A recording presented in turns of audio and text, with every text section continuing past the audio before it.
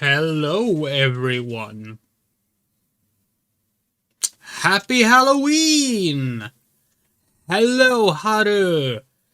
So, we might be looking a little odd to y'all right now, but this will all make sense in a short moment. Hold on.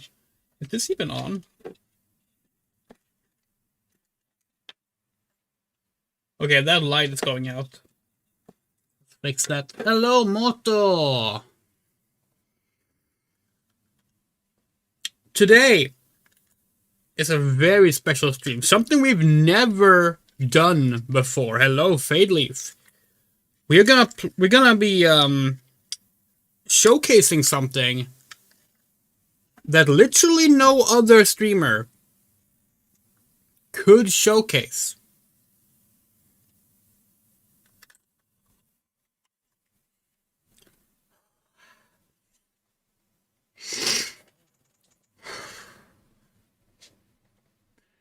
Ten years ago, today, Halloween 2015, we took part in something called Asylum Jam. It was the second time we took part in Asylum Jam.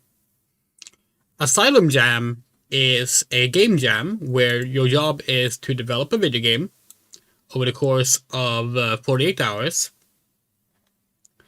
and your goal is to make a horror game, and that horror game needs to not invoke ableist tropes. It was the whole concept of Asylum Jam was to spotlight that horror can be done without falling into these tropes. Sorry, we're adjusting the brightness and such on the fly here.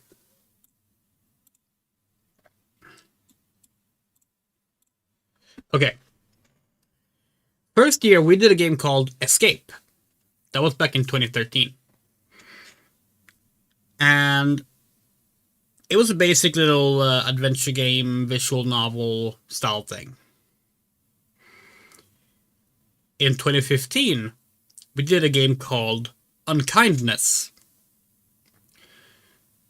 That game's aesthetic was based entirely on the Virtual Boy. The palette in the game you're about to see is accurate to Virtual Boy. Hence, this. So without further ado, hello, Mrs. Lich. Welcome to the 2015 Unkindness demo, which is clearly being a little too pink right now. Hold on, let's see if we can fix that.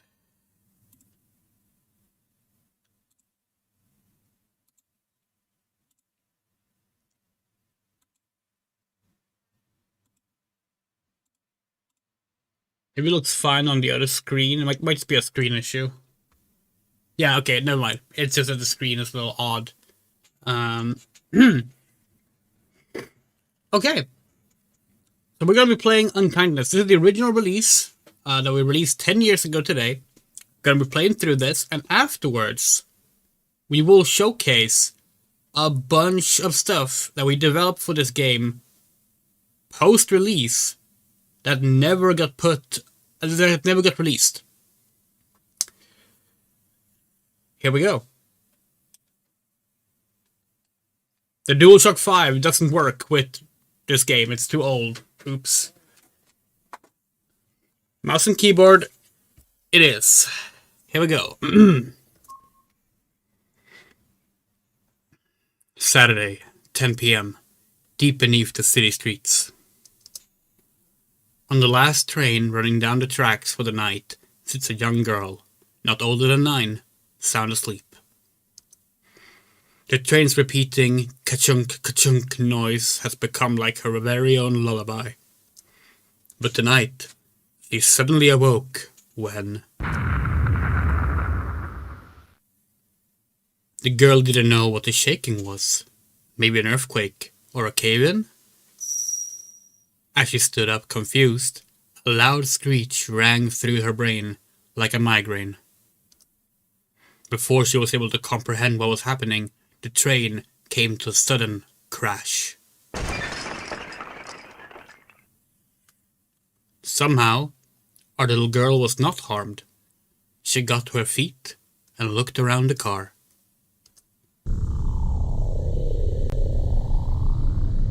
She was the only person on board. Maybe other passengers were in the other cars? Hopefully, she could find help. And here we are. Welcome to Unkindness. All the art you'll see in this game is by us. We made it ourselves. It was a one-person project. All the audio is audio that's either free stock audio or stock audio that we acquired through the game engine. But all the art we've made from scratch. This is the sprite for the little girl.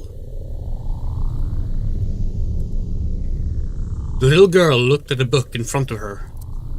First glance, it seems to be a comic about a boy and a girl falling in love. The little girl has no interest in the comic and promptly ignores its existence.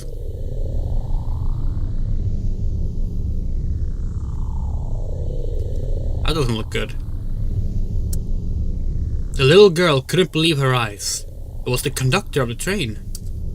Despite the horrific image of her corpse, the girl couldn't help but look at the scene. Her neck was snapped, and the back of her head had split right open by blunt trauma. The little girl felt lucky to have just lost her balance in the crash as she looked at the blood at her feet. In the pool of blood, the little girl found something. It was an ID card belonging to the late conductor. Thinking it might help her escape this nightmarish scene, she picked it up and put it in her pocket.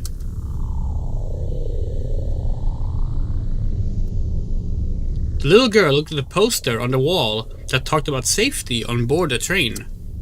She felt it was a bit of a cruel joke to read it after what had happened, but nonetheless she did. Safety poster. If a fire were to break out in one of our trains, all passengers should first remain calm. Our automated sprinkler system will be activated to put out the flames within seconds. Should a fire be too large or dangerous, all doors are set to forcibly open at the same time as well. Good to know.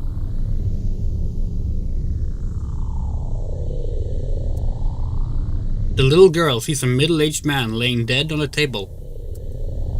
He must have been drinking when the impact came, as his face was smashed directly into his now broken glass. This door is busted off. The little girl squeezed past the broken door into the next car.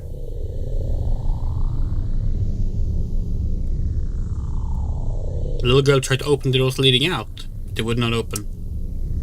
The button for the doors were glowing red, like it did when the train would still be moving. This is the same poster.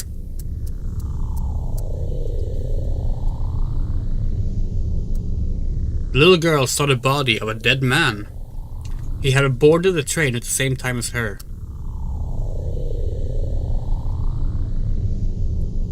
The little girl saw a shoulder bag. She tried lifting it, but it was heavy. At a simple glance, she could see that it was full of books. It probably belonged to a student.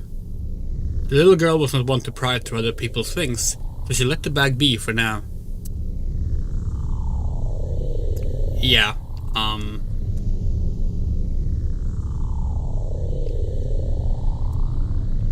The little girl sees the body of a high school girl who had desperately tried to stop her bleeding wounds. But despite her best attempts, the light had now faded from the high school girl's eyes forever. So now you might have noticed something here. This game doesn't name anyone. Actually, you might not have noticed yet because everyone we met is dead. But one of the gimmicks with this game is that everyone only has a descriptor. The little girl is just the little girl. She doesn't have a name. And no one in the game has a name. Anyway, high school girl is dead, so let's take her bag. The little girl saw her shoulder bag. She tried lifting, but it was heavy. Yeah, okay. Simple glance, you can see those full books. Yeah. Oh, wait, what? Can we not? Huh. Actually thought you could, we could go through the bag. Oh well. As you can notice here, it's that, like, the Virtual Boy has 4 colors. Black, strong red, and 2 different shades of darker red. For the most part, we have tried to only use the bright red on characters and on blood, like this. There are some exceptions. Interactable objects like these doors and the posters up here also have bright red in it. But if something is just background, it does not have the bright red, which we think worked out pretty well. Here's an example of something that did not work as intended. This pole, you can just walk right through it. Oh wait, no. Oh wait, you can't. Guess we actually made that work. Huh. Well, so we remember having trouble with this. Guess we actually got it working. Little girl squeezed past the broken door into the next car. Okay.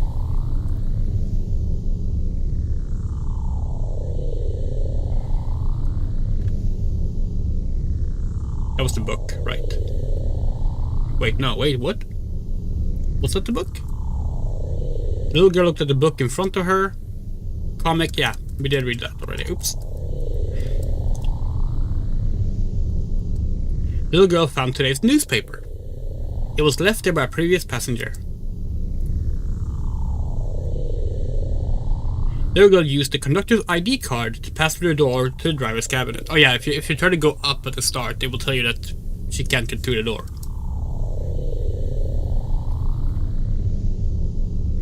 Huh. Who are you? Well, I don't know what happened. All of a sudden this wall was blocking our path. I didn't get any time to react before the train went straight into it and stopped by force. Are you alright? The impact was massive. I guess we can nod our head, shake our head, or we can do nothing.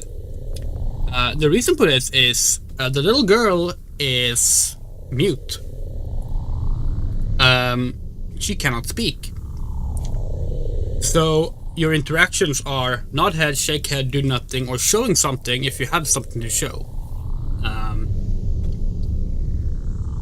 So he asked if we were alright. We're alright, so let's nod. Good, good. You're not saying much. Is it a shock? The little girl gestured with her hands. What? I don't... Oh. You're mute, right? Sorry, I don't speak sign language. I'll try to keep my questions simple and you can just nod or shake your head, alright? Why are you on a train at this hour? Are you heading home to your parents? Let's say shake head. Oh, guess a friend's house then? It is a weekend after all.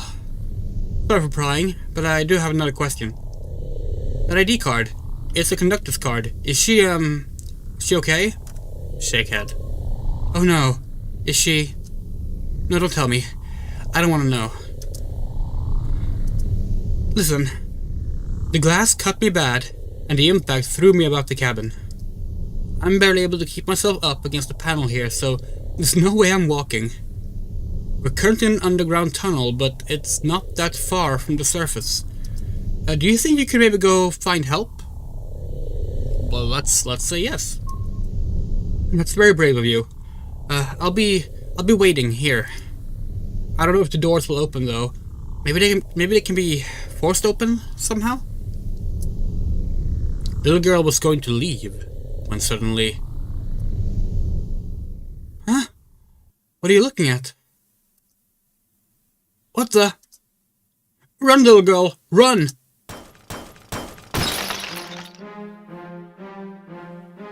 The little girl was scared. What was that thing in there? One thing was certain. She needed to stop it reaching her or escape the train. Fast. Okay. The little girl tried to open the doors leading out. They would not open. Yeah. Okay.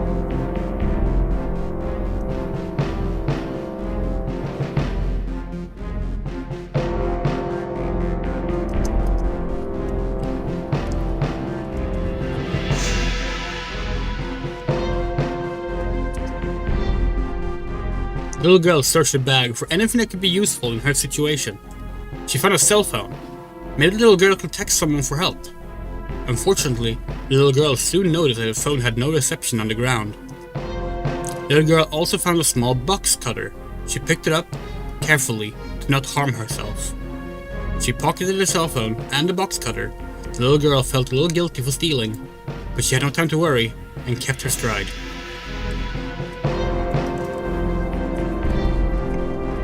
The little girl squeezed past the broken door into the next car. Actually, before we do that, let's you see this giant S here? We mentioned that bright red means it's interactable, so... The little girl looked at the movie poster. She took some time to calm down and think back to herself on what had happened so far. That's how you save in the game.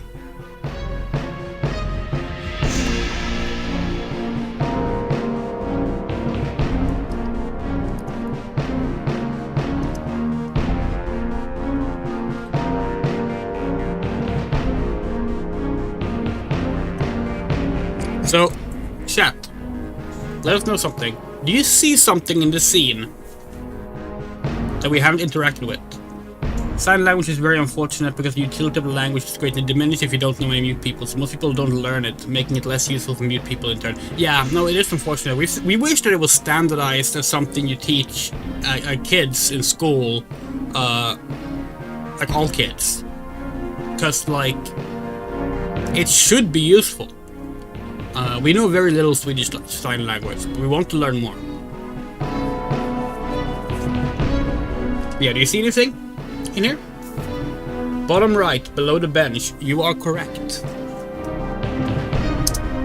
The little girl noticed how the table and seats here reeked of alcohol. She didn't like it. Oh, hold on. How do we...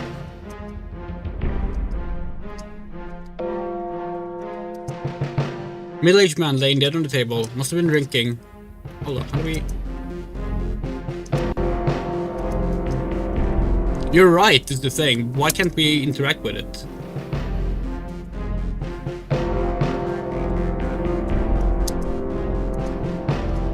Maybe we can't do it yet.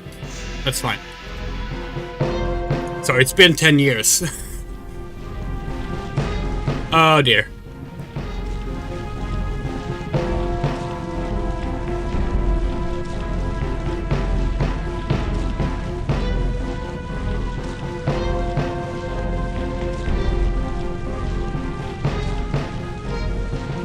What the hell? That is... Wow, yeah. That's a new one. The little girl gazed into the eye of the monster. She was scared, but had to push through. She realized that she could try and use the box cutter to slice it open, possibly killing it. But would the girl be safe? Should she really try to fight the monster? Chat, should we try and fight the monster?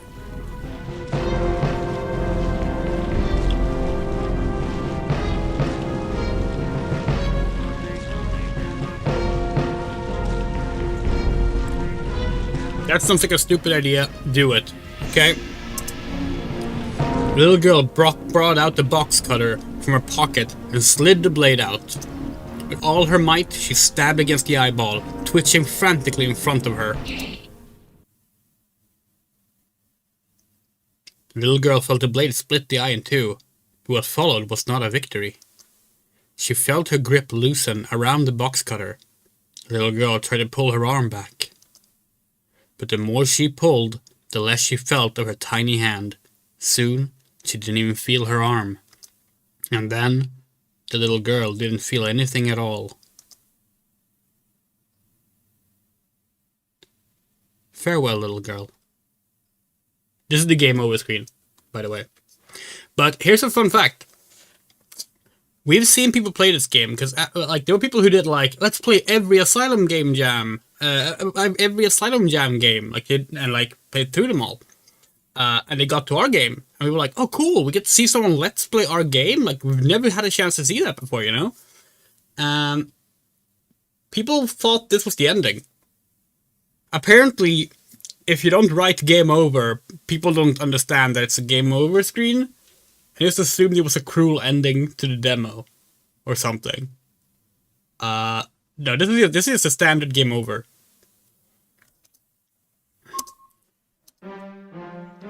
Okay.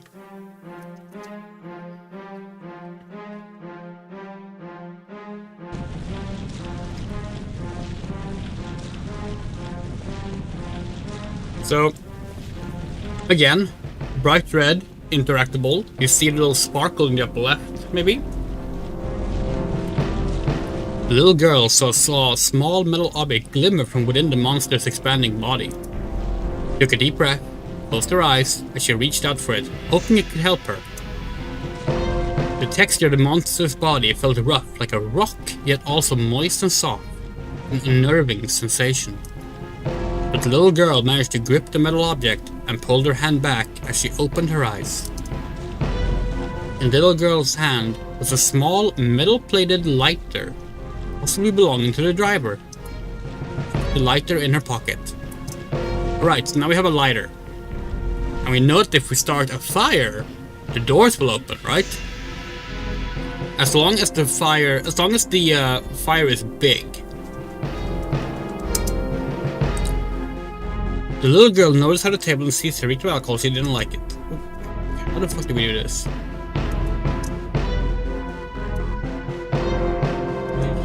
Drinking. You're supposed to find a bottle of alcohol. Why is it not working?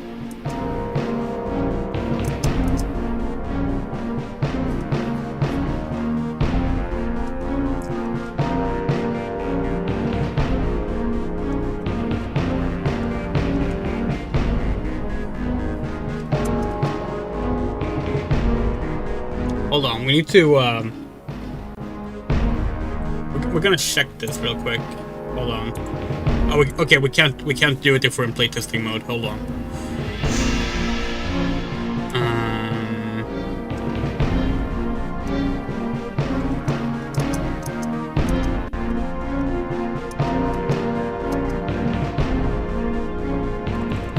Okay, this is before we had mouse support, right? Why is that not working?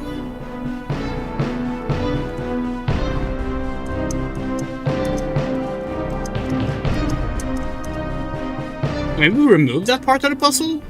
Maybe you just use the lighter now? Hold on. Hide monster. Box cutter. No, do nothing. Just to escape rather than fight the unknown. Yeah.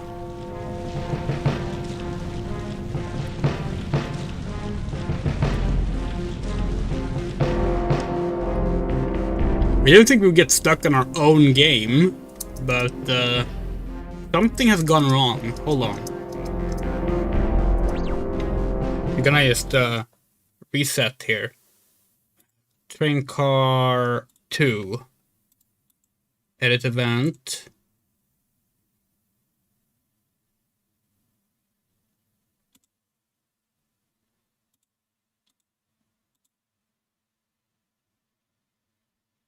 When that switch is on... Okay, why is that switch not on?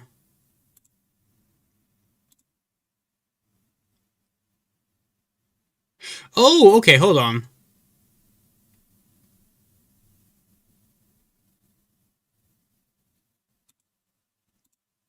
Okay, we are missing a step. We are missing a step. Never mind. The game is not broken. We're just missing an item.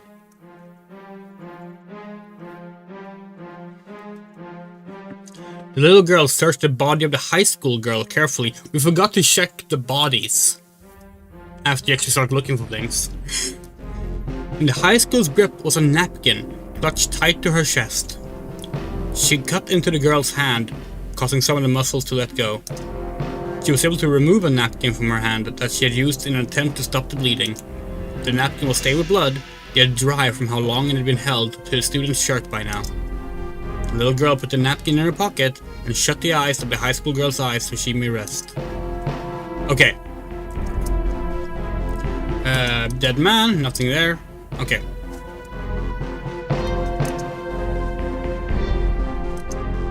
Little girl thought about the glass the man held in his hand. It smelled of liquor.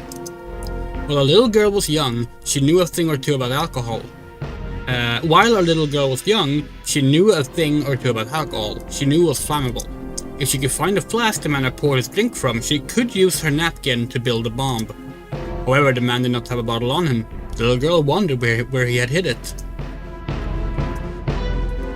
The little girl followed a stench of alcohol and found the bottle beneath the 2 seats in front of the man. She couldn't read the brand and the label, as it was written in a language she didn't understand. The little girl did understand, however, was the number at the bottom stating 40%. She put the napkin into the bottle, which still had enough liquid to reach its tip. The little girl knew full well what was in her hand was dangerous, but could help her get out of here. Carefully, the little girl carried the Molotov cocktail in her hand as tight as she could.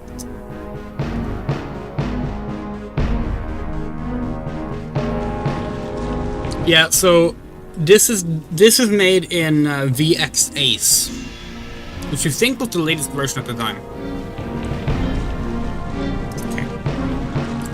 The little girl gazed into the eye of the monster. She was scared but had to push through. She realized she could use the box cutter, or she could light the napkin on her Molotov cocktail and hope for the best that the monster would burn. The little girl lit the fuse and took a few steps back as she threw the bottle at the gigantic monster. It was a huge flash and deafening sound as the liquor ignited and exploded into flames. The monster was burning, screaming even though it had no visible mouths as the fire spread. The little girl got to her feet once again, watching the creature burn more and more. Suddenly, the soothing sound of the train sprinkler system filled the room. The door slid open, revealing the monster's grip on the outside of the train as well. But the pain from the fire had made the monster lose its focus, and the little girl ran for the opening. The little girl jumped down onto the hard ground and took a look at the mess that she had survived. Somehow, she was more afraid of what she saw now than she had. Somehow, she was more afraid of what she saw now than what she had seen. Than how afraid she'd been inside the train. That sentence should have been rewritten. This monster was the size of the tunnel, maybe larger. The little girl didn't know something this large could even exist. Seeing it made her head hurt. So she ran for the nearest door, hoping to find a safe passage to the surface nearby. Okay. The little girl had no intention of going back out there, not as long as the monster was alive. Okay. Oh hey, a save point. The little girl saw a young lady sitting by the wall in the underground passage. She looked homeless, wearing dirty clothes and looking weak and tired. Oh? It's not often I get visitors down here. Come on over. I don't bite, I promise. The little girl was reluctant to trust a stranger. She was glad to see a living person again. The little girl sat down by the young lady. I'd offer you a drink, but I'm all out, and you seem a bit too young for it anyhow.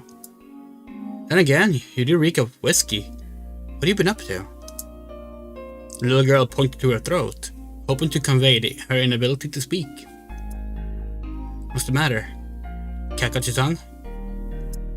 Oh wait, I get it. You can't talk, huh? Don't worry, I don't mind. I've gotta say, you being down here is strange.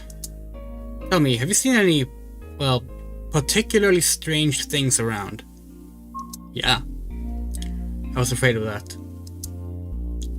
Listen, little girl, this place is dangerous, and not really the kind of place you want to stick around in. If we're going to get you anywhere safe, then I think I should first tell you what I've seen.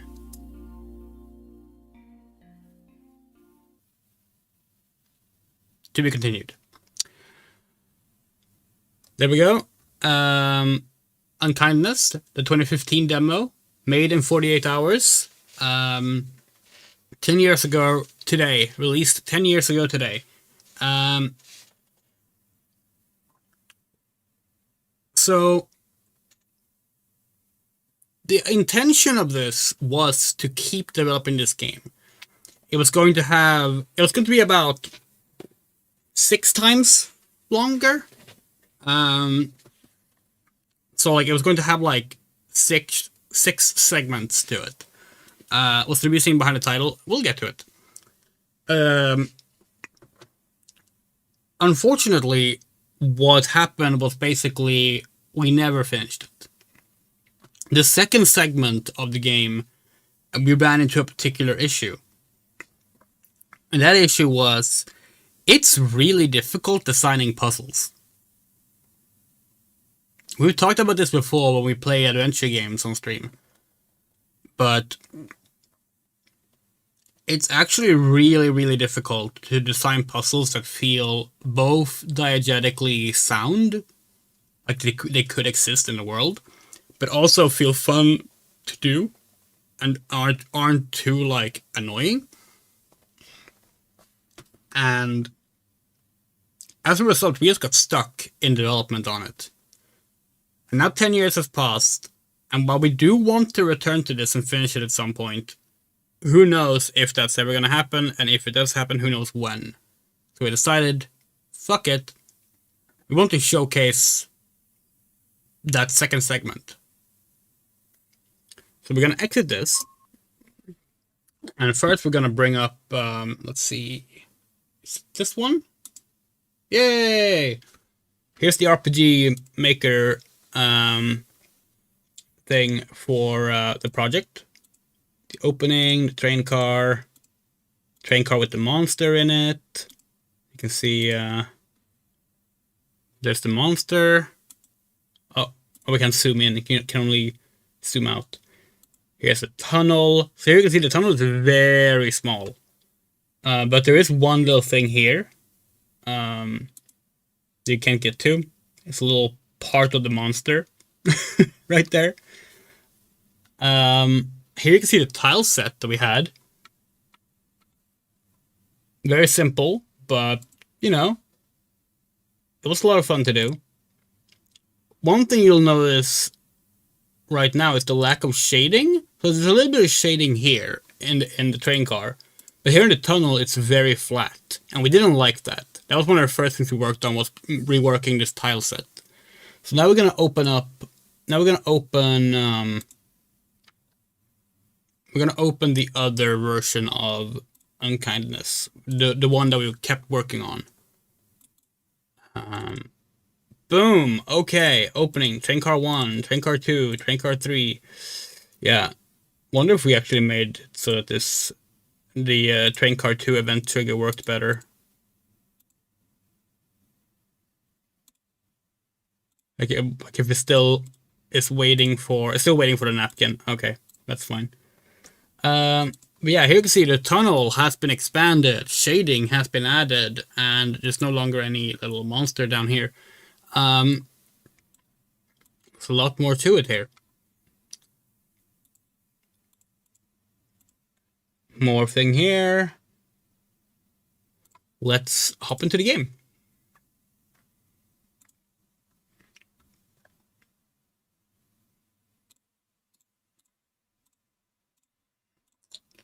So here's the updated title screen.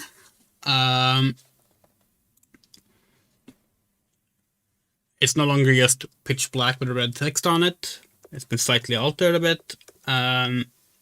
We think the save file we have... Is this... Hold on, which one is this?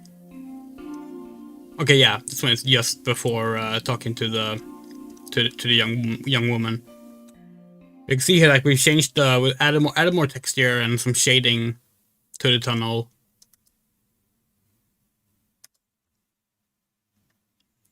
Goal of making it look a little nicer.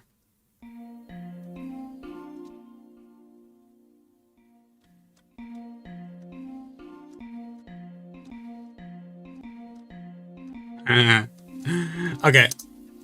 Little girl looked at the buckled up old trash can.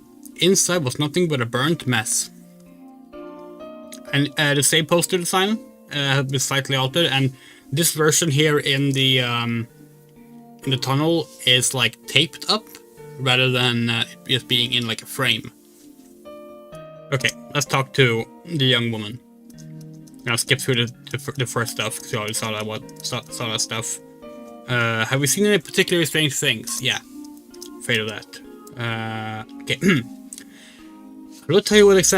I would love to tell you exactly what is happening, but to be honest, I don't know. I'm going to tell you what I've seen. It might sound like I'm making shit up, but I swear that it's all true. Sorry for the harsh language. I can't tell you what it is or where it came from, but there's something down here. Something that feels like it's not meant to be here. I don't just mean this little complex, I mean everywhere in our reality, I guess. That should be anywhere. Like, the thing she's talking about shouldn't be anywhere, not everywhere. Whatever it is, it destroys anything it comes into contact with. If it gets a chance, it'll devour your body. When it comes to wearing down your mind, it's not even a game of chance. It will stare at you until you can't unsee it. It will hunt you until you can't hide. Worst of all, thanks to it, there's no way out of here anymore. I heard a train crash. It broke into the railroad tunnels, didn't it? Damn it. That tunnel was my last hope to get out. The young lady went quiet, uncertain what to do. The little girl brought out the cell phone from her pocket. The phone still didn't have a signal. Nonetheless, the little girl tried to unlock the phone. After all, if she could type out words on it, then she could at least communicate easier. She soon realized it was of no use. The phone had a PIN code. Her only hope was the emergency number. So you got a phone, huh? Won't do any good here. If you want reception, you're gonna have to get to the surface. To get there, you must first go downstairs, believe it or not. You don't want to go downstairs. Just trust me on that. Listen, I feel I need to clear my head. If you need me, you'll know where to find me. I can't go anywhere, even if I wanted to. Let me know if you find anything of interest. So, like, with 10 years of hindsight, it would have changed some stuff with the young woman here. Or the young lady here. The young lady is described by the little girl as looking homeless. And she is homeless. Like, the whole point is that, like, this old abandoned complex of tunnels had multiple people that are homeless, I was about to say hanging out, but like they were around here. But the way it's said makes it sound as if it's like a judgment call, and it would have changed that because that's definitely not the intention we had. Quite the opposite. You asked what the reasoning behind the title Unkindness was earlier, and the title Unkindness is it has two meanings here. And the first one is the gameplay design. We wanted a game, basically, like we think a horror game. The point of horror is to, in some way, invoke a level of discomfort in the person, a consensual level of discomfort. It can be that you get scared, like a shocking, frightening moment. It can be a gross out thing. It can just be the subject matter being like very, very, very just cuts you deep, you know? So we wanted a game where it feels that at every turn the game is being unkind to you. Like you're about to like find a sliver of something good and it gets pulled back. You have to do things you really don't want to have to do and see things you really don't want to have to see to keep going. That was the source of what we wanted with the horror in the game. That was like how we wanted to tap into the horror. So that was one of the reasons. The other one is narratively. The point of the game is about basically. We don't want to spoil too much in case we do finish this game, but as the plot develops, the subject matter of being a kind person versus like what unkindness has brought into the world is, or we should say a lack of kindness has brought into the world, will also be relevant. There's some social commentary in there that we were building on, and some commentary on like, how do we put this?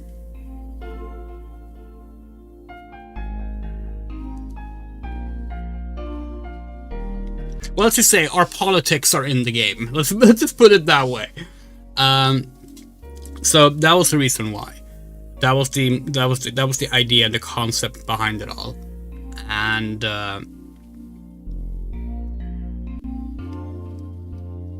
now it is a coincidence that the game ended up being made shortly after the release of another game that starts with "un" in the title and also has more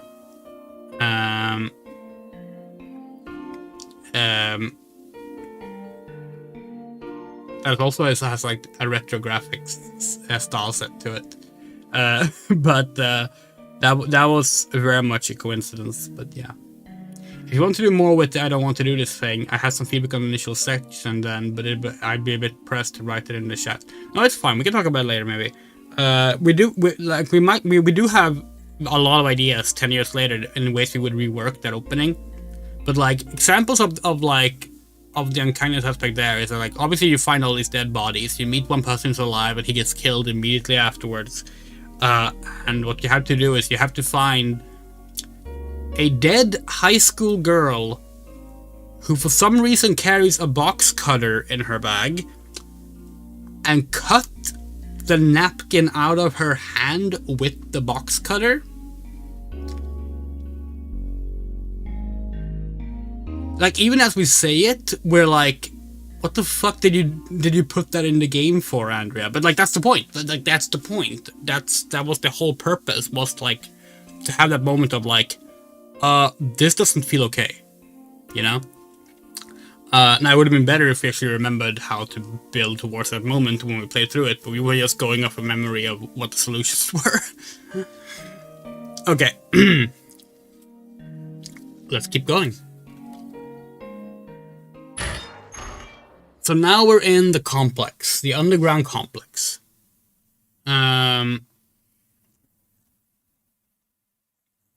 Stay out. Don't go in. We couldn't read our own handwriting here. Go from the door that appeared to be leading to the underground tunnel's power station. She tried to open the door, but it appeared to be locked. We'll just tell you right away. Down here is the third segment of the game. So here we can walk around. Here's the thing, we were so proud of the feeling of like these doors. Like, it's so simple. It's not even an animation to the doors, but the sound makes it feel like there is an animation there. It's just perfect. A little bit of simple animation there. These stairs with the little yellow and black diagonal lines for safety.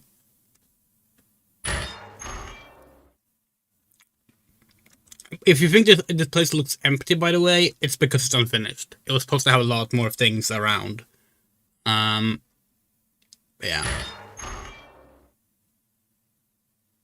If you can't interact with the water, you broke your rule. You can interact with the water. Yeah, look at this, by the way. You notice this? It's not just that the door opens.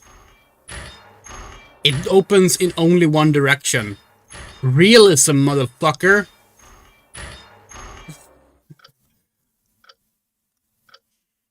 Okay, and now we have to get serious for a moment. Content warning. Suicide.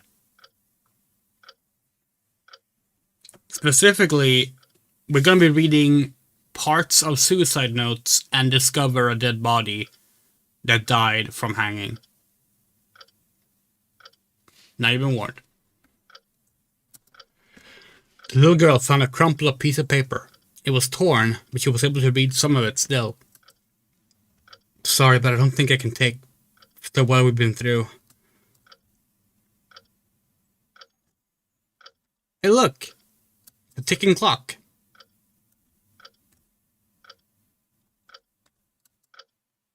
The little girl found a crumpled up piece of paper. It was torn, but she was able to read some of it still. After reading this, I will have left. Sorry to leave you alone. By the way, look at this. A wooden stool. If she wanted to, she can move it. Hey, look, you can push, but you can also pull it. Amazing. Video games. You can actually do this? You can pull objects? Wow. Sorry, that's just... We literally designed this fucking pulling and push mechanism specifically because we were pissed off at games where you can push things and then not pull them, and that's the only reason there's a puzzle. This is part of a puzzle, but being able to both push and pull is part of like what the puzzle does. You can do this in a quick enough time. Depends on the object, but yes. Stairs will find us eventually if they don't before we starve.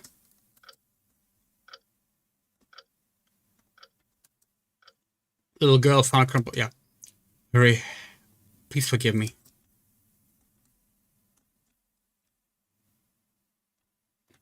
Beware of the eyes.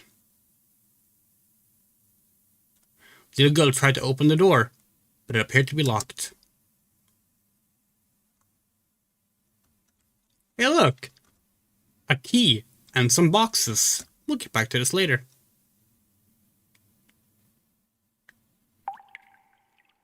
More water. And yeah, you can interact with this water as well.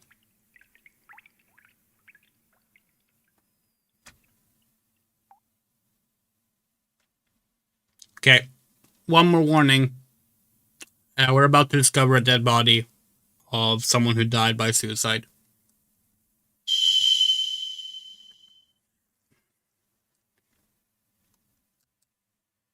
The little girl looked up at the teenager.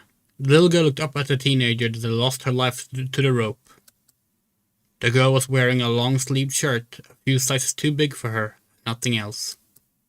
Looking closely, the little girl realized the teenager had lost her left arm, too. Whatever the teenager's story was, the little girl felt lucky she was still able to go on. The teenager also had a shoulder bag on her, but the little girl could just reach her cold, bare feet.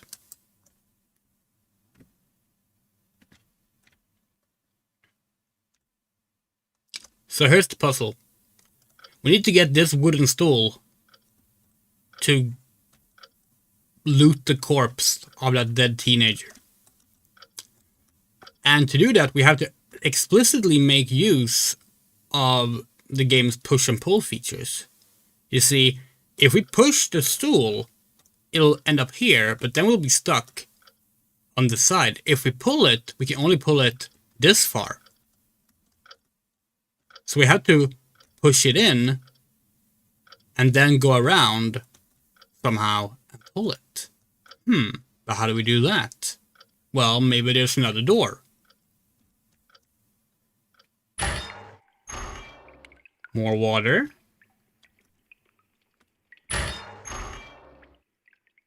Well, look at this. There is another door. But it's locked. Okay, well, we saw a key.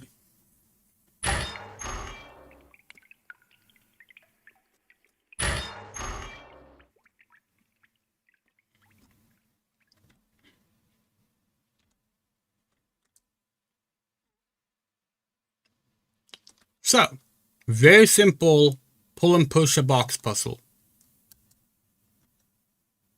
Except, unlike most games, you can both push and pull this time. So, even if something gets caught in a corner, you can always get back to where things were, making it far kinder than other games. And to be fair, that kind of goes against the whole we're making this game to be unkind, but we don't want it to be unkind in terms of the gameplay loop is bad, you know? The little girl grabbed the key off the wall. She hoped to unlock the doors down here. Though her pockets were full, she managed to make just enough room for the key.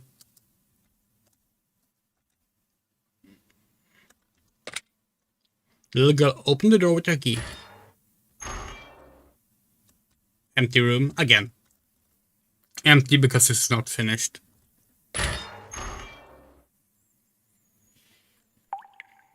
Oh, it's the wrong way. By the way, one thing about this game we're still not sure about.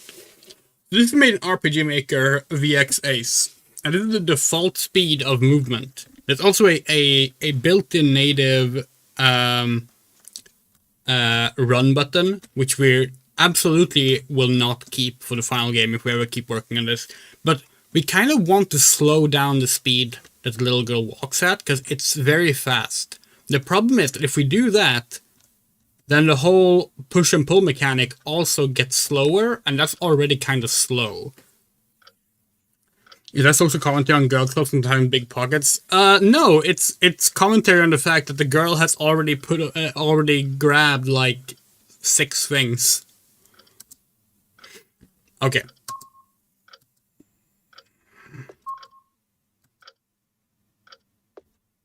Oh wait, this is the wrong way to do it.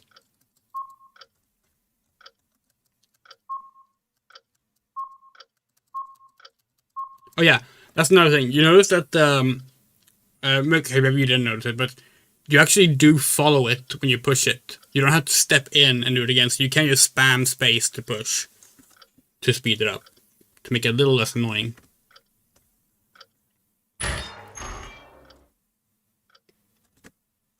Hey, a trash can. The little girl looked inside the old trash can. She found a plastic bottle that once held iced tea. The little girl couldn't fit the bottle in her pocket. She needed to find a way to carry more things. Can we time how long this takes? The box puzzle? Sure.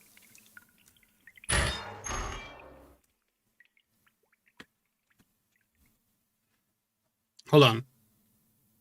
So we know we had to press space 1, 2, 3, 12 times for the start of it. So let's start by doing that. Stopwatch. Okay. 3, 1, 2, 3, 1, 2, 3, 1, 2, 3. Okay.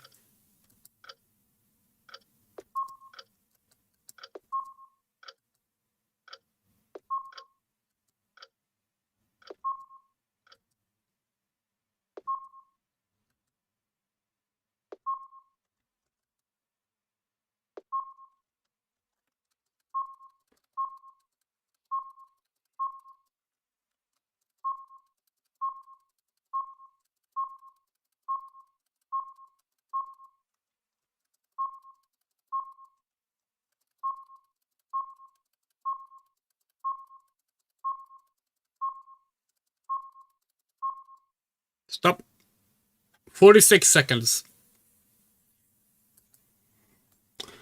The little could reach, again, this is not a finished game.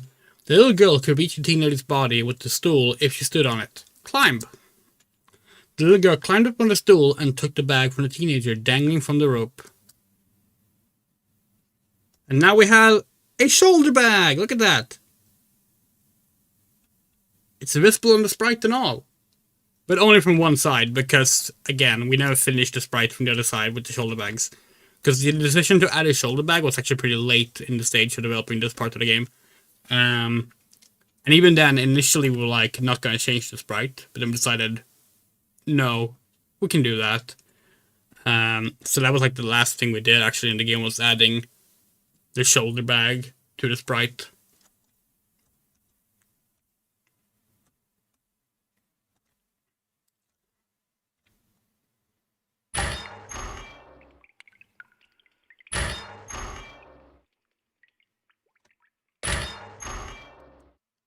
The little girl looked inside the old trash can. She found a plastic bottle that once held iced tea. The little girl put the bottle into her bag. Hey, let's go talk to the young woman.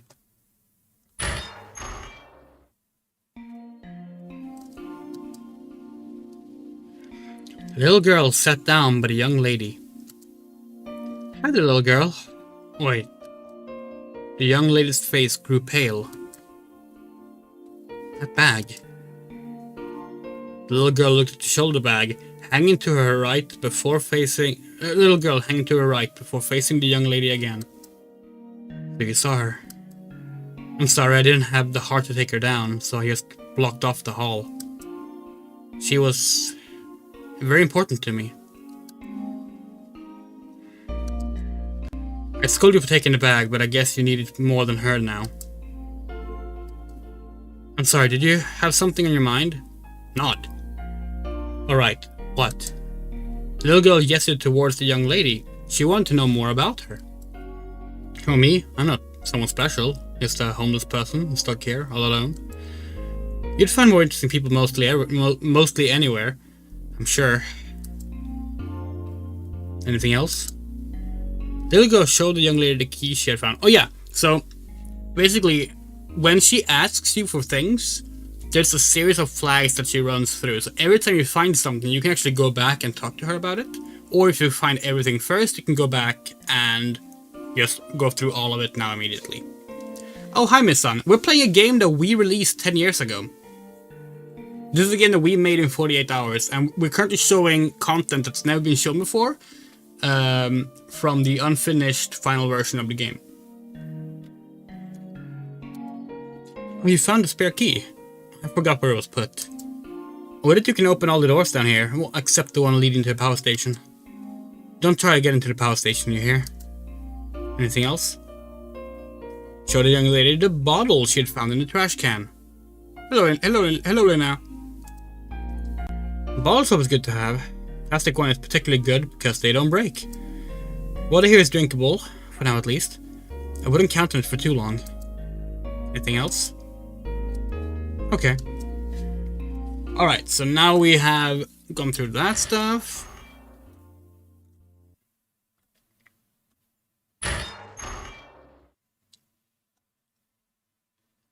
Wrong room. Oh, by the way, this is actually originally where the trash can was with the bottle.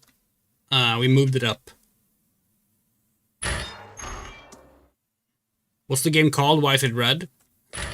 It's called Unkindness, and it's red because we challenged ourselves to make a game in the palette of Virtual Boy.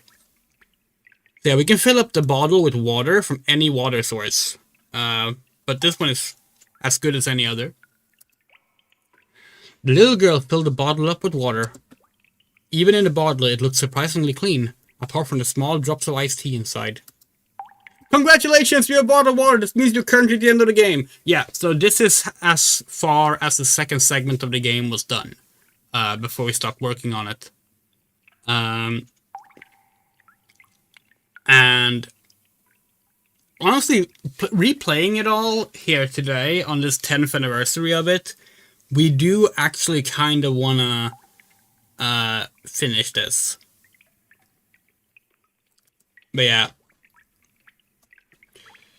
Basically, you're gonna have you need that water, and that the reason this is currently the end is not just because like we weren't able to do more, like we just stopped working. No, the issue was the puzzle design is hard. Puzzle design is really hard, and we really struggled with finding something to make it. Because basically, your goal is to get in here. When you get in here, you get to the third segment of the game. And this is locked. It's locked because the young woman here, she has the key to it.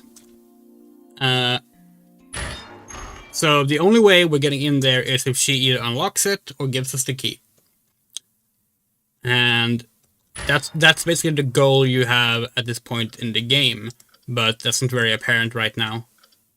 Because right now all you can really do is find her dead old girlfriend and steal her bag.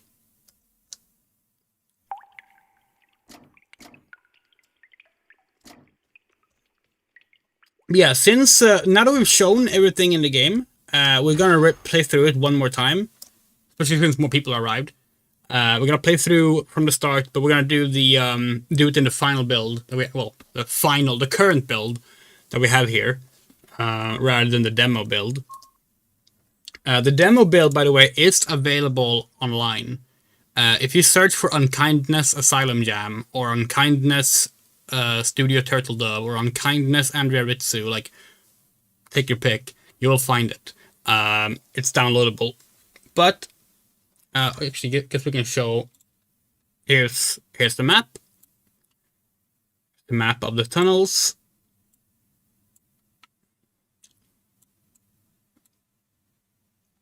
Has all the various event triggers. We're actually not sure what this event trigger is. Huh? Oh, it's a... Is that a door animation, maybe? Fixed. Below characters, action button, trigger. Huh? Why?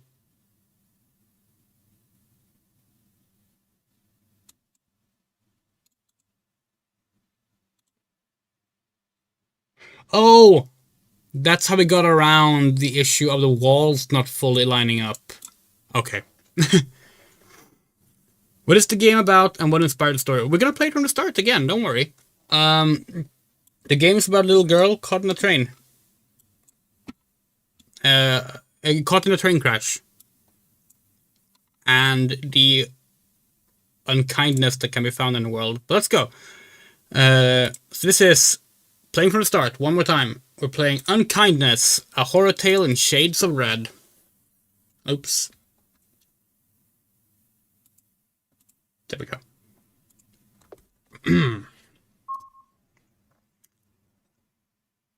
Saturday, 10 p.m., deep beneath the city streets.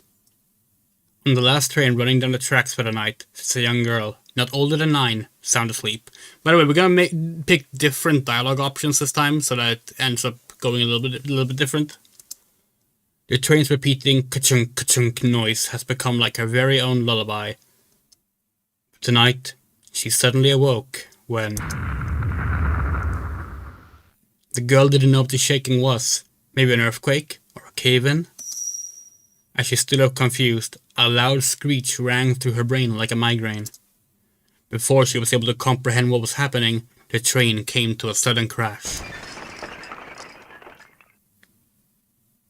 Somehow a little girl was not harmed. She got to her feet and looked around the car. She was the only person on board. Maybe other passengers were in the other cars. Hopefully, she could find help. Let's look at the door the first time. Is the door first this time? Is the door to the driver's cabinet? You can't open it. Okay. Today's newspaper. Yeah. The little girl looked at the book in front of her. At first glance, it seems to be a comic about a boy and a girl falling in love. Little girl has no interest in the comic and promptly ignores its existence. Oh! That sound! That wasn't in the demo. You love that.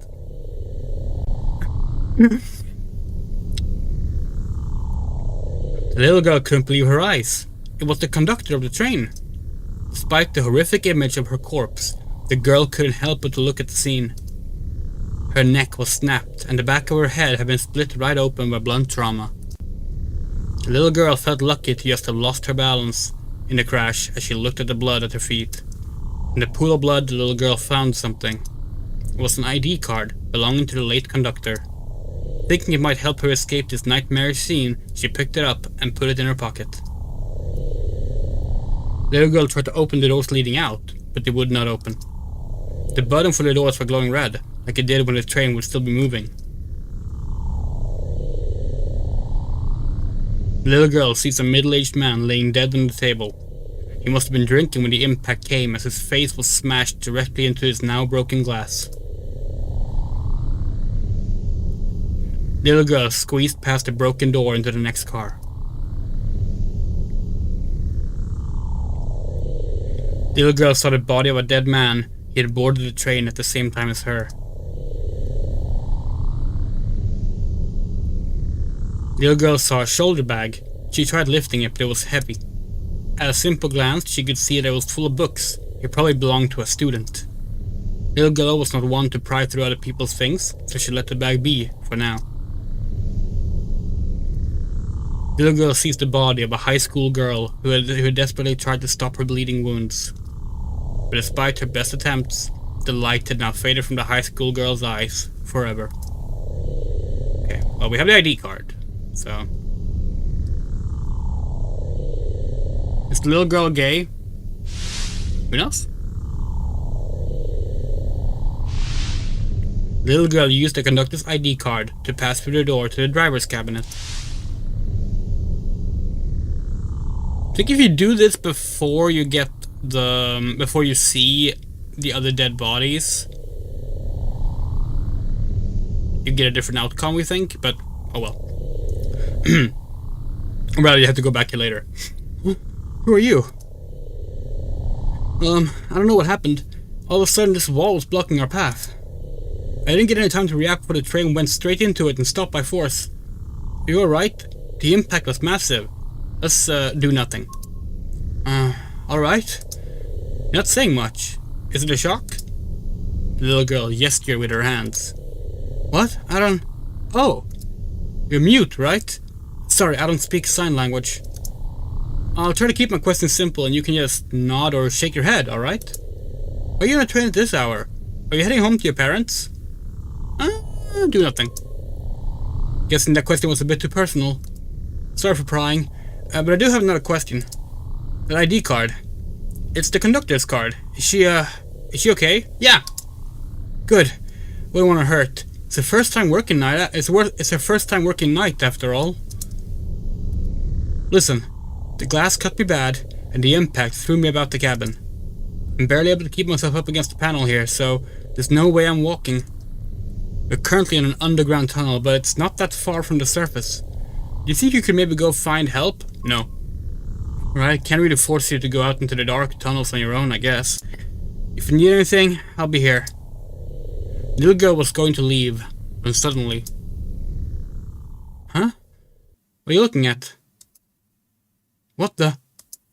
Run, little girl, run!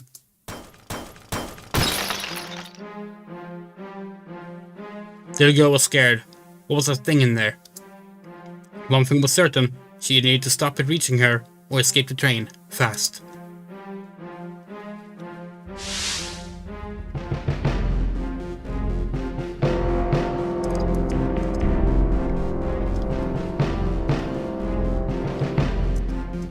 The little girl searched the bag for anything that could be useful in her situation. She found a cell phone. Maybe the little girl could text someone for help? Unfortunately, the little girl soon noticed the phone had no reception on the ground. The little girl also found a small box cutter. She picked it up carefully to not harm herself. She pocketed the cell phone and the box cutter. The little girl felt a little guilty for stealing, but she had no time to worry and kept her stride. The little girl searched the body of the high school girl carefully. In the high school girl's grip was a napkin, clutched tight to her chest. She cut into the girl's hand, causing some of the muscles to let go. She was able to remove a napkin from her hand that she had used in an attempt to stop the bleeding. The napkin was stained with blood, yet dry from how long it had been held to the student's shirt by now. The little girl put the napkin in her pocket and shut the eyes of the high school girl so she may rest.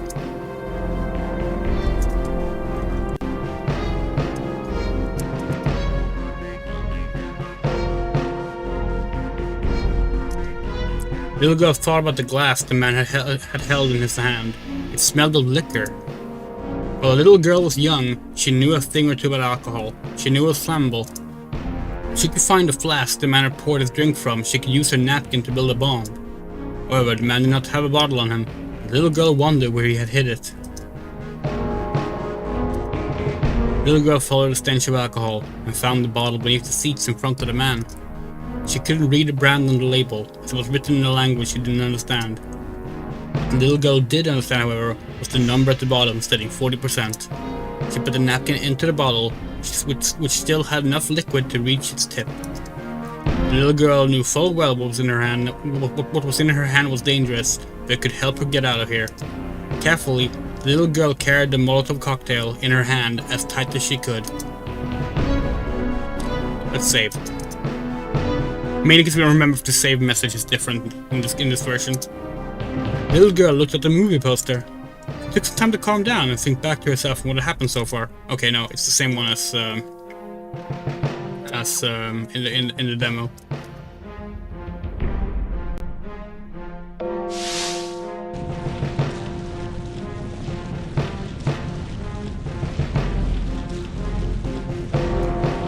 The little girl saw a small metal object glimmer from within the monster's expanding body. She took a deep breath and closed her eyes as she reached out for it, hoping it could help her. The texture of the monster's body felt rough like a rock, yet also moist and soft, an unnerving sensation. But the little girl managed to grip the metal object and pulled her hand back as she opened her eyes. In the little girl's hand was a small metal-plated lighter, possibly belonging to the driver. She put the lighter in her pocket. The little girl gazed into the eye of the monster. She was scared but had to push through. She realized she could try and use the box cutter to slice it open, possibly killing it. Or she could light the napkin on her Molotov cocktail and hope for the best that the monster would burn. Molotov. The little girl lit the fuse and took a few steps back as she threw the bottle at the gigantic monster. It was a huge flash and a deafening sound as the liquor ignited and exploded into flames. The monster was burning, screaming even though it had no visible mouth as the fire spread. The little girl got to her feet once again, watching the creature burn more and more. Suddenly the soothing sound of the train sprinkler system filled the room. The door slid open, revealing the monster's grip on the outside of the train as well. But the pain from the fire had made the monster lose its focus and the little girl ran for the opening. The little girl jumped down onto the hard ground and took a look at the mess she had survived. Somehow she was more afraid of what she saw now than she had been inside the train. The monster was the size of a tunnel, maybe larger. The little girl didn't know something this large could even exist. Seeing it made her head hurt. So she ran for the nearest door, hoping to find a safe passage to the surface nearby. And that's how we get to the second segment. The little girl saw a young lady sitting by the wall in the underground passage. She looked homeless, wearing dirty clothes, and looked weak and tired. Oh. So now Frankie visitors down here? Come on over, I don't bite, I promise. The little girl was reluctant to trust a stranger. She was glad to see a living person again. The little girl sat down by the young lady. I'd offer you a drink, but I'm all out, and you seem a bit too young for it anyhow. And again, you drink a whiskey. What have you been up to? The little girl pointed to her throat, hoping to convey her inability to speak. What's the matter? Cat got your tongue? Oh wait, I get it. You can't talk, huh? Don't worry, I don't mind. I gotta say, you being down here is strange. Tell me, have you seen any particularly strange things around? Nope. Good. Wouldn't want you seeing something like that. And again, you'll probably run into it eventually if you're going to roam around here. I'm going to tell you what I've seen. That's the end of the demo. Yeah. She talks about everything. She's like, you have to go down if you want to get up to the surface, but it's dangerous, so you shouldn't be doing that. She asks for a moment to herself. The phone isn't working because there's no signal down here. Yeah. And then you get into the segment of the game. You have to go into the power station.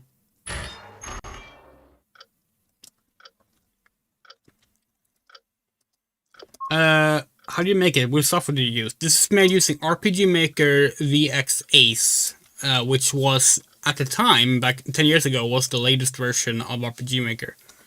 Content warning once again for dead body of a suicide victim.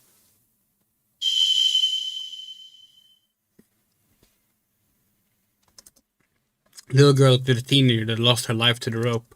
The girl was wearing a long-sleeved shirt a few sizes too big for her and nothing else. Looking closely, little girl is a teenager lost her left arm too. Whatever the teenager story was, the little girl felt lucky she was still able to go on. The teenager also had a shoulder bag on her, but the little girl could just reach her cold bare feet. Yeah, we don't need to go through the entire puzzle again, but yeah, that's Unkindness, a horror tale in shades of red, our unfinished horror game. Now, we're gonna show you a little bit more than just this.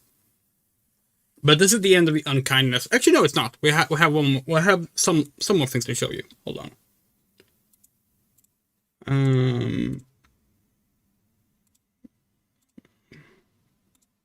Let's see. Unkindness assets.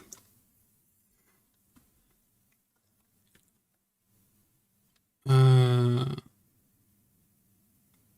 see if we do this, full screen that. Done this, and we switch to that one. Okay. So, now we're going to show just a few more things from the development of the game. This screenshot is on the itch.io page, so you can download the demo from.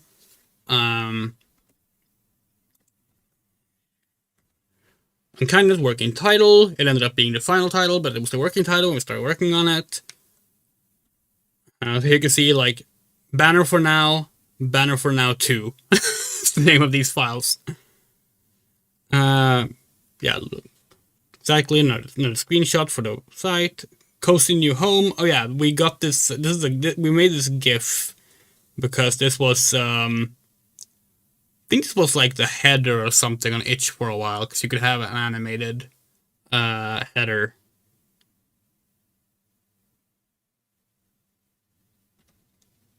Now the screenshot for the store page. Oh yeah, so an earlier idea was to make the game like to use the Game Boy palette, which would have looked something like this. And this is also the Game Boy resolution. We ended up not going with that because we felt that the Virtual Boy aesthetic was more unique and fit the game better. But yeah, this still looks nice.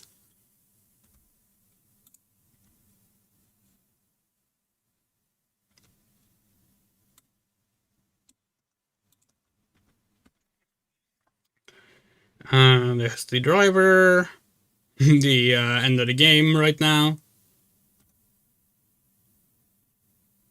Apparently we were really proud of these stairs.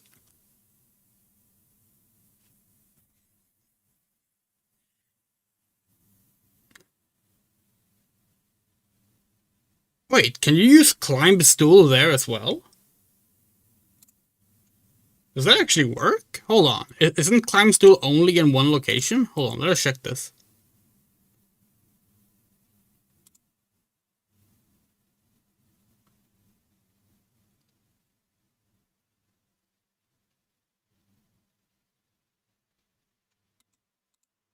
Okay, apparently we haven't fixed that, maybe. We might have to look at that later. Because otherwise it means you can grab the shoulder bag at any point after you have grabbed it once. Oh well.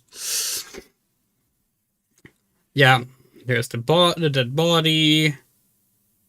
Here, this is an early test. This is the regular tile set for RPG Maker VX, and we applied exclusively the Virtual Boy colors here to see how it would look, and like if the contrast was good enough, if you could still make out details well. So this was the test that we started with, because the decision to use Virtual Boy colors came before we started actually like shaping up the game itself. Yeah. An old banner. Here's the main character, a little girl. Another working title thing. Horror Tale in Shades of Red. That's the subtitle. Freedom. Oh, this is from the trailer. There is a trailer for this on YouTube. Cutscene test. So this is where, yeah, this is when we conversation test. The cutscene test starts now. What are you looking at? What the? Run, little girl, run!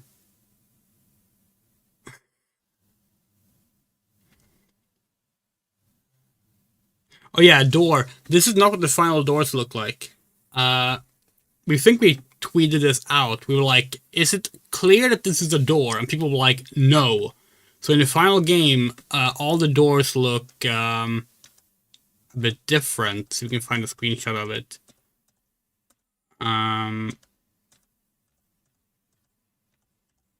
Is there no screenshot of a door? Really? Okay, yeah.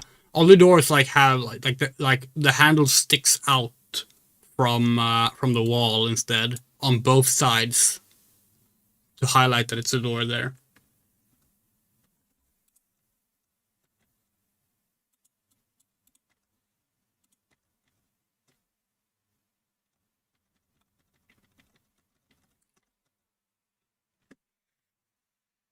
Another GIF of something. Oh, this is an endless loop of going through a train.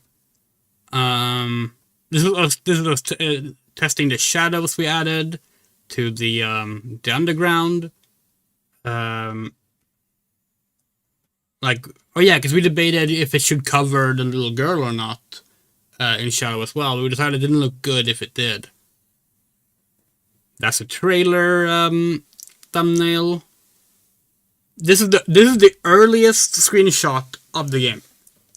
So here you can see it's been built using that test tile set that we made using RPG Maker's default tile set.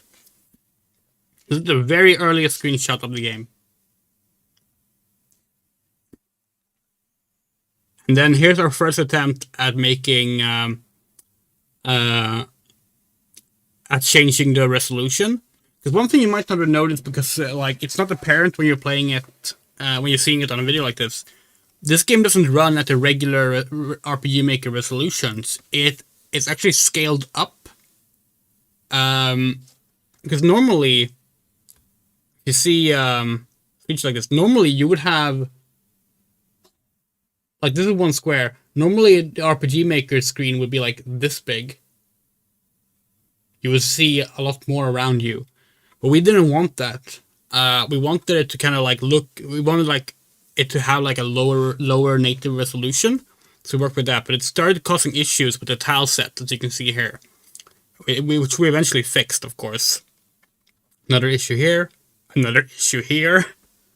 It was held, and then finally it started working, which is this. This right here is the earliest version of the train car. Here's us trying to figure out how to make the train car look like a train car.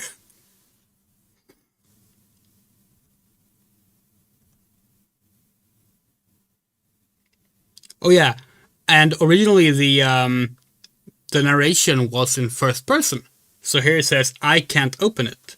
It's not of interest to me." But we decided that makes it sound as if that gives off the impression that the little girl is narrating, which seemed wrong considering she's mute. We wouldn't want spoken style narration from her. So we decided against that, which is what the narration came from. What inspired us? We can get to that in a bit.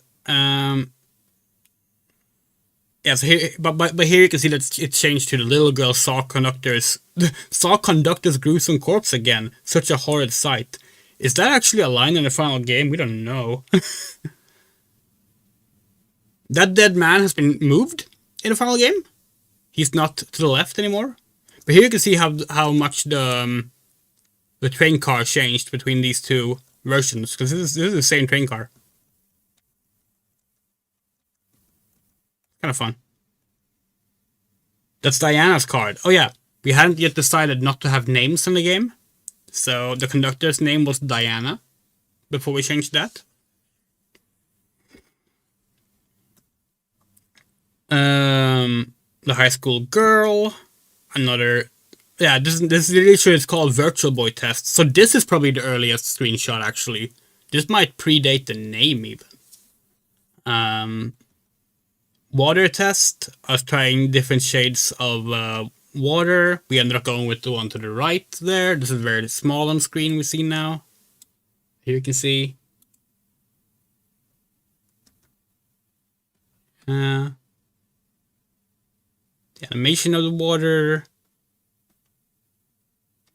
Young lady. Okay. Oh, did we not actually have the fucking key art here? That's surprising. Okay, hold on. Where's the key art?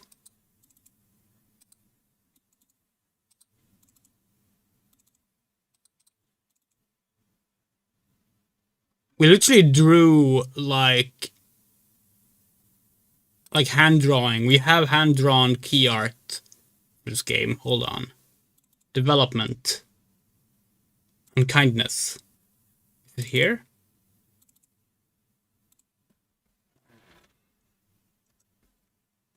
Here's an early game over screen. Oh, really? It didn't load up on screen. Hold on.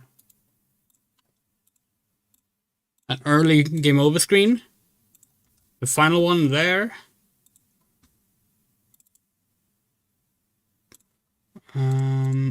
Where's the fucking...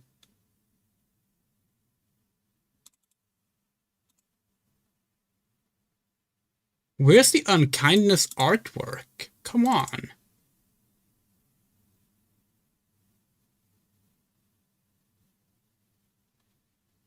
Do we have to actually bring up the store page for this? Oh, no, it's not a store page. Well, I guess technically it is.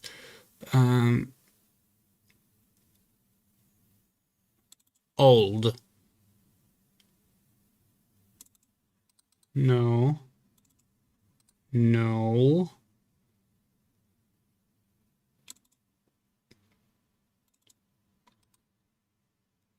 Got so many unfinished games here that we're not gonna show. Not right now, at least. Okay, fuck it. We're gonna open up, let's see, new window, itch.io.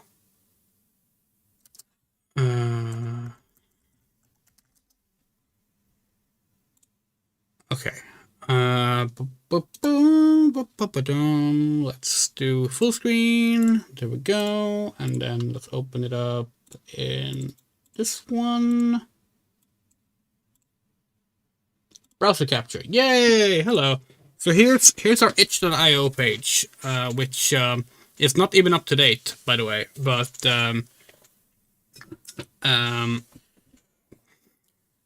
here you can find After the Bell Rings from you, which was another project we worked on, Escape, and of course Unkindness. There it is.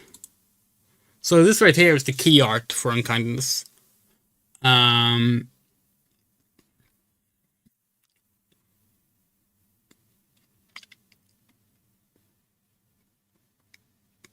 Pretty happy with that. We'll probably redraw it now if we if we do keep working on this. Yeah. Okay, what's to say here? Unkindness development has been put on indefinite hold due to personal reasons and wishing to focus on other projects for now. Yeah. I still intend on finishing the game, but I can't say when this will be as of now. Yep. Unkindness is a top-down adventure game starring a young mute girl who gets trapped underground when she observes a strange train crash. Will she find out what happened and make it out alive? Yep. Virtual Boy inspired graphics. Unlike most art styles inspired retro games, Unkindness has been created using the color palette of Nintendo's infamous Virtual Boy. Enjoy seeing the horrors that await the little girl in 3 shades of red. Classic adventure game design. Take inspiration from classic adventure games, Unkindness focuses on having player progress with puzzles and exploration. Yeah. Unkindness, unique conversation scenes. While our lead is mute, she can still meet and communicate with other people. All conversations are presented through questions that the little girl can respond to without speaking. Yeah, here it is. Here you can download it. Oh, hey. Apparently, Vampirshi Gaming played it and liked it. Mister also played it and liked it. It's nice to see that other people have played through it as well that we didn't even know about. Like, this is long after it came out, too. And here's the trailer. Let's watch the trailer together.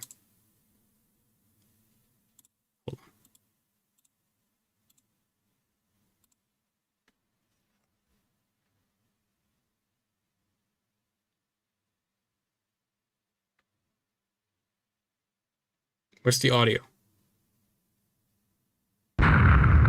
Okay.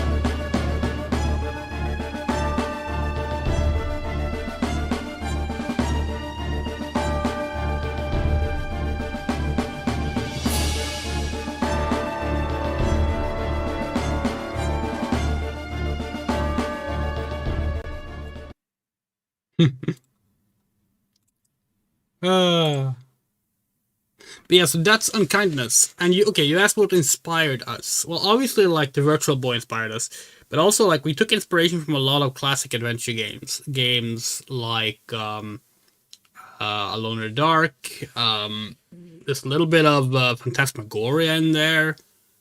The design of, like, the consuming monster with the eyes and all that stuff is obviously very Resident Evil inspired.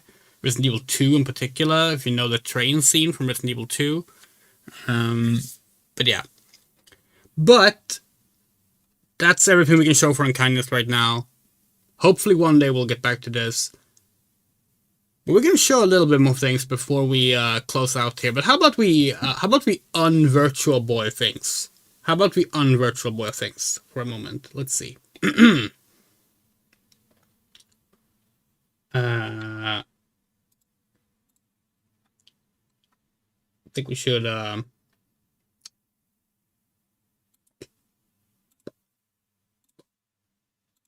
look at that! Look at that! We're in color and HD. Yes, I'm not sure how apparent it was, but what we didn't just change the color. We literally, like, made ourselves pixelated like this, and then added sharpening. Because why not? Yeah. We could add this effect, which is the one we normally have on, but oh well. Okay, let's see. Is it 4x3 this time, I think? I think this is a 4x3 thing we're gonna show. So, this was not planned originally, but as we were digging out these things to show them off on stream, we came across some other projects, including one that we thought was lost media. Are you all ready to go? Hold on.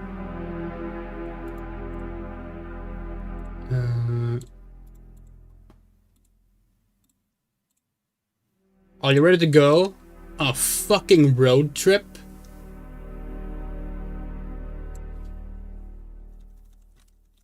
We showed this off, like, months ago, maybe over a year ago. We showed a trailer for this. Road Trip 15.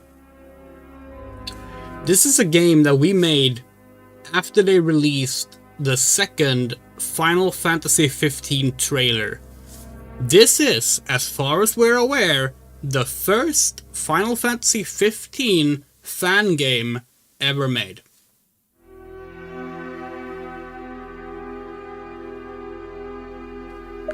Let's play it.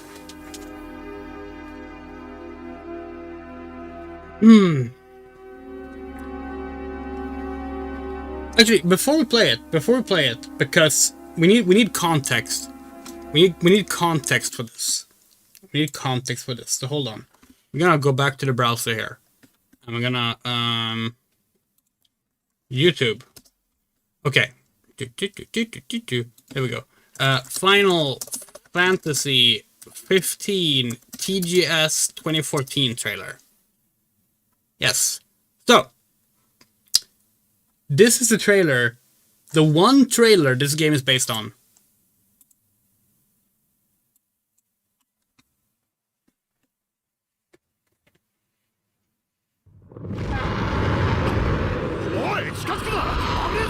かってる。うわあれ顔だ。冗談だろ。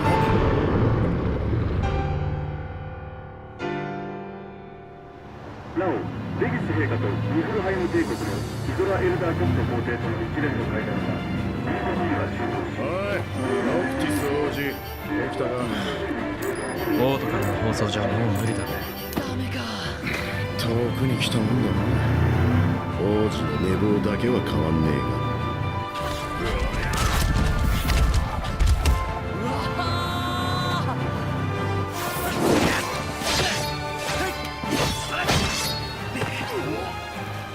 Actually, how long is this trailer?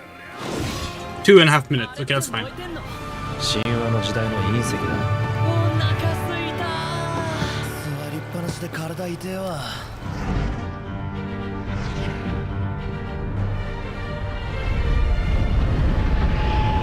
風呂が恋しいな。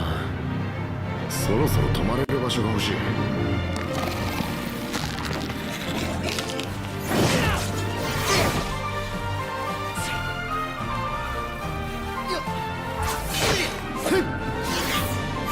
Back when the game had the weapon deck system.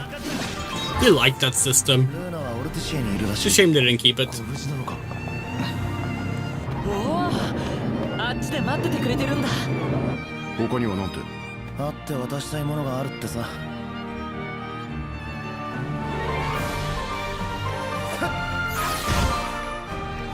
くよ。はいよ。どうや。大丈夫か、ドクト。まあ、ちょっと休んでな。手加減は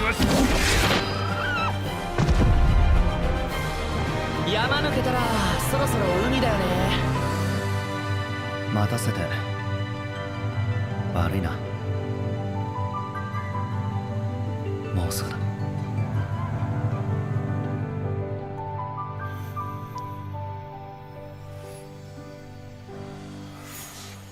Yeah, so that was the trailer at TGS 2014 that also announced the new director of the game, and everyone made a big deal about the game's, well, focus on the car. Like, oh, this is a game about a road trip. So we made a road trip RPG based on that trailer. Let's go.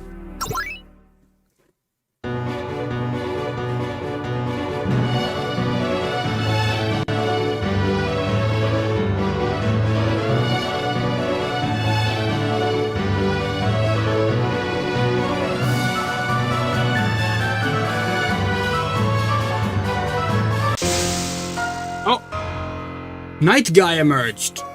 Stronger Night Guy emerged. So all the battles in the game are still random encounters. Technically you can, like, even though it's an on-rails automated movement game, all the encounters are random, but you could technically end up not fighting anyone. We didn't yet know that these were Magitech soldiers. That had not been revealed yet, so these are just Night Guys. See.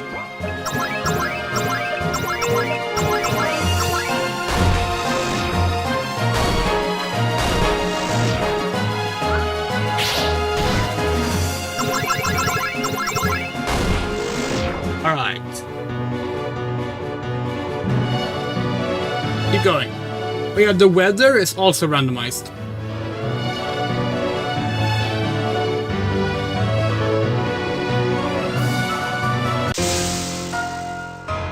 Oh yeah, and the battle transition is just the promo art of Noctis' face that was released at the same time. Garula emerged.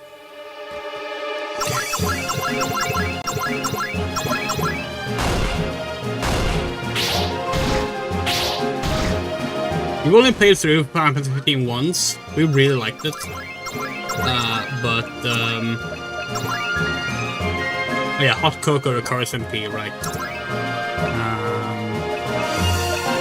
Wait. Car. Ignis runs... Okay, we forgot about the special movement. Cure, Raise, Fire. Can none of them cure poison? That's a bit of a problem. The car. Ignis runs over the enemy with the car.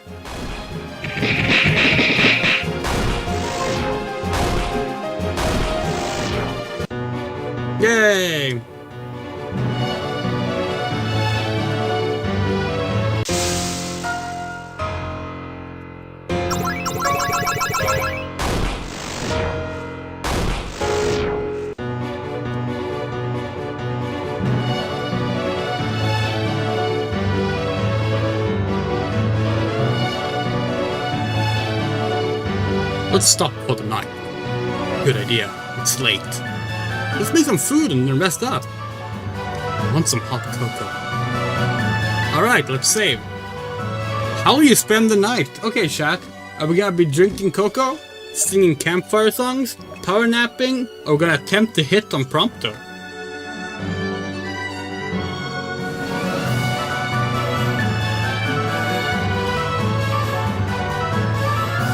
We're gonna hit on prompter, obviously. You try to start something with prompto. He talks with you for a bit. Social link increased. And now we're in the second map. This is the desert map.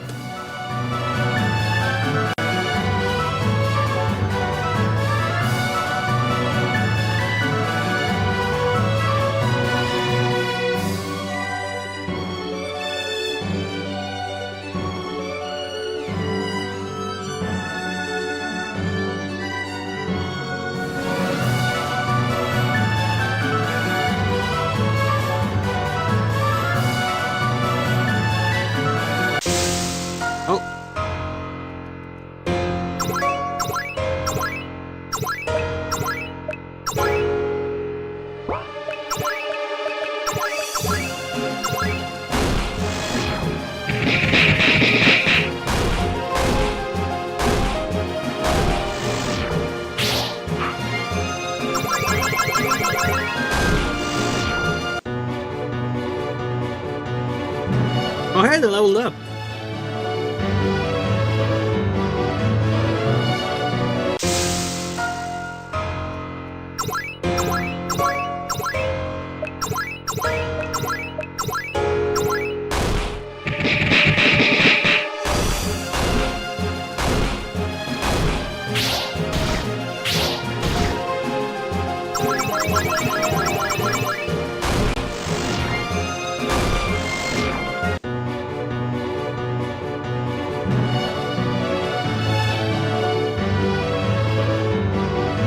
Made it to the end of the desert. Be like a cancelled Mega CD game. Say Sega CD so the Americans don't get too confused. Really want some hot cocoa. Alright. Let's hit on Prompto. If you could prompt a little more, you learn about his favorite hair gel. Social link increased. Okay, now we're in the snow world.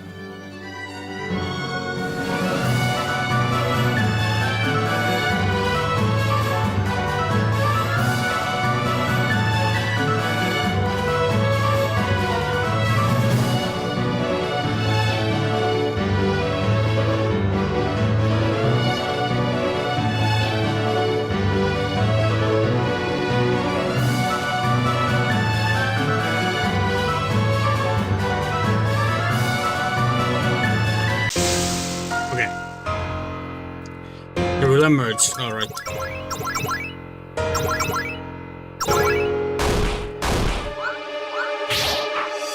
There's no way to remove poison. The only way to get rid of poison is for not to die, and then we use the raise spell.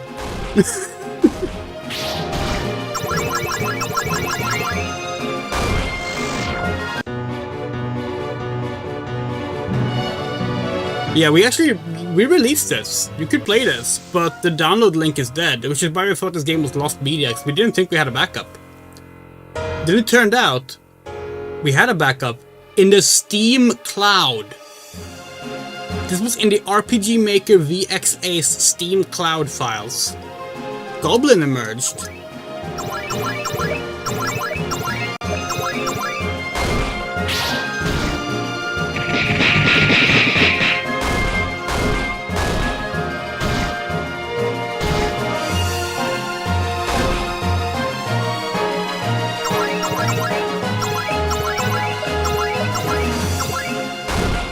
Yeah, if you drink hot cocoa at night, you will get health back.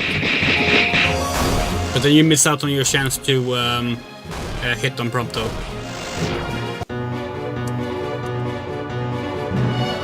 This game has two different endings, by the way. There's a cave up ahead. Might as well make a stop before we enter it then. After this, we should get to our destination, right? I really want some hot cocoa. Alright, let's attempt to hit him Prompto. When you spend time with Prompto, it's like you're both shining with joy. Social link increased. Alright, so now we're in the cave. Final level.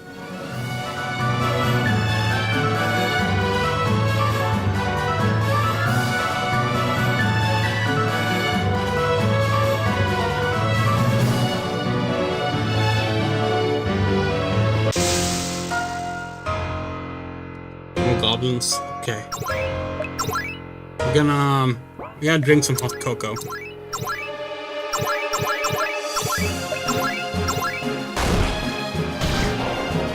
Oh, Noctis died.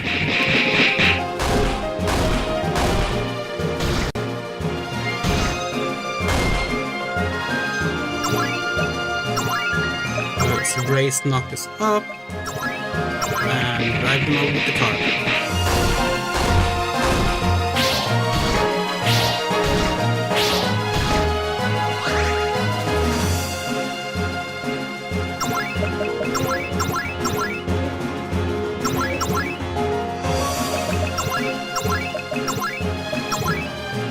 The enemies do get more powerful, by the way. So, like, you do have a greater chance of losing at this point in the game. Oh, fuck off.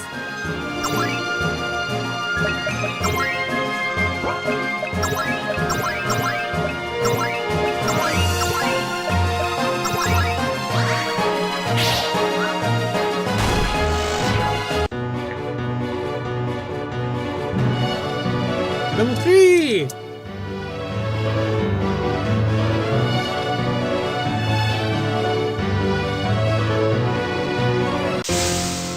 Damn it. Oh no! A behemoth!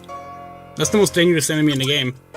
Oh, but we have Fyra now. That's good. Was it called Fyra? I'm not entirely sure.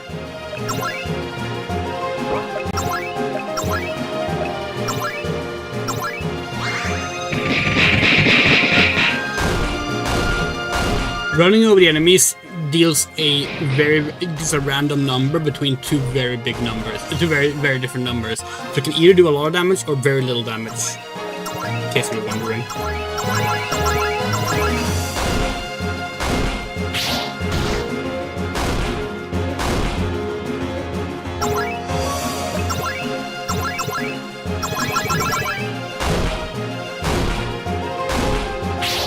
This might be the boss, actually, now to think about it. Maybe this is a mandatory fight. We haven't played this game in 11 years, so...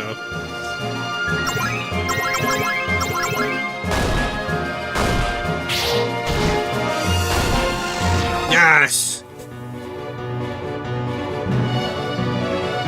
Nope. Apparently not.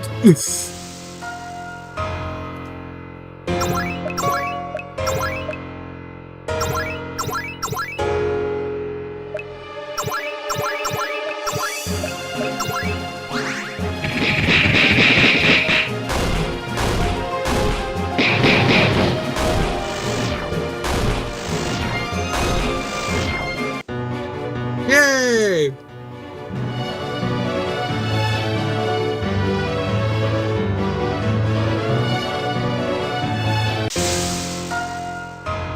God damn it. I actually thought that was gonna be it.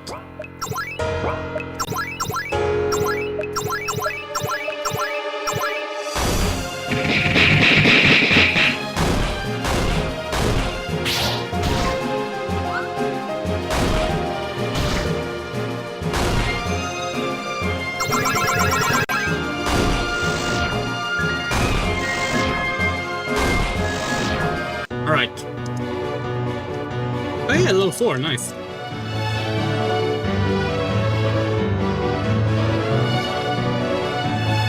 We made it out! We're here!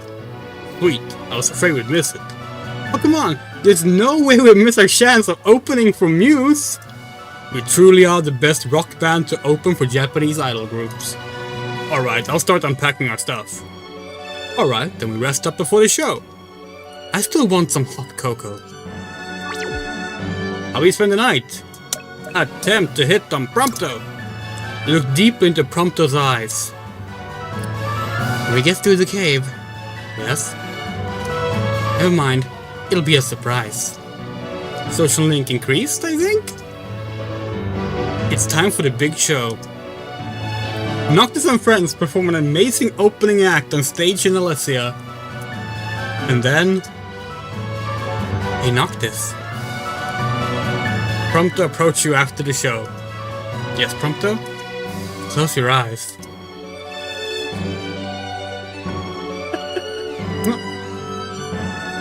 Happy ending! Thank you for playing Road Trip 15!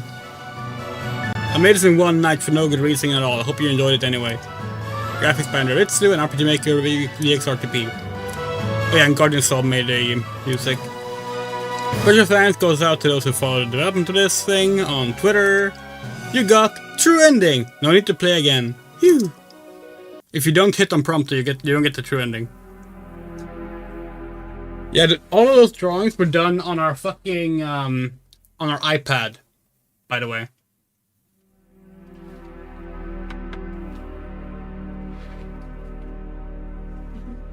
Yeah, we're so glad that we actually found this game. We thought for sure that this was forever lost. Yeah,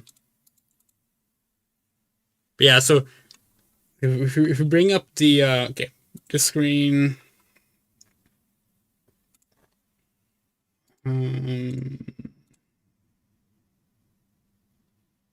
here. Okay, this is not super clear, but basically here's the entire thing how it works. You're given some items at the start, the music plays, it's set to move you down, and then as it moves you down, it controls for a random variable. And sends you into random battles. It does this a total of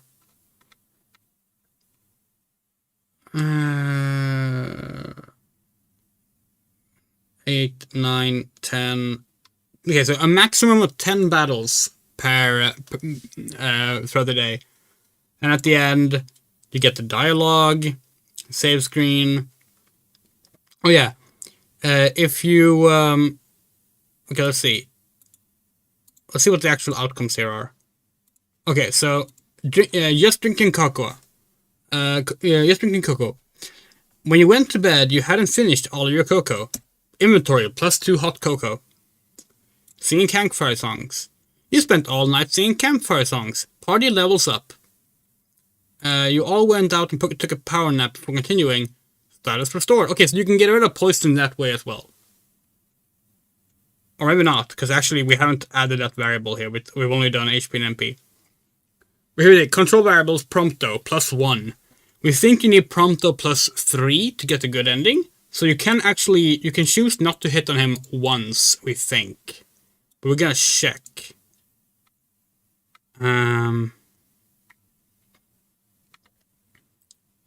Yeah, no, 4. It is 4. Okay, so you need to hit on Prompto every night for the gay ending. Otherwise you get the ending of, you are my best friend, and I'm okay with that, friend.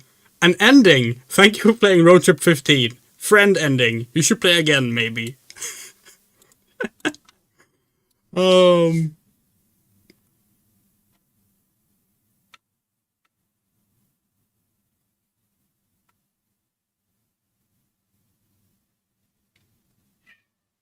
So let's see here.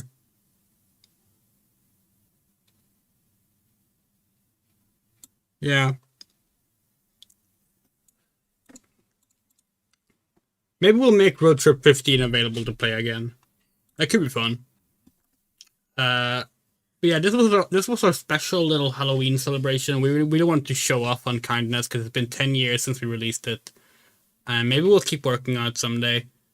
We do have other games we could show off, like other projects that were in development. A lot of them were not. A lot of them were like visual novels. Don't know if we have any other like RPG style things we can show off right now. We'll do a quick check. Let's see. Sequence break. Pretty sure this never. Yeah, this is not show. Sequence break was like our. This was like a big fantasy RPG idea we had that we really wanted to do. But this test here is just to see if we decided we didn't want to do it in RPG Maker, and yeah, this version didn't really go anywhere. There's nothing really to show there. I think it's the same thing with Galactic Echoes. Yeah. Nothing really to show there either.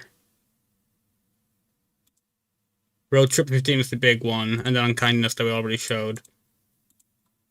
We do have other RPG Maker versions that might have other games that we don't remember. And of course, we are working on a game.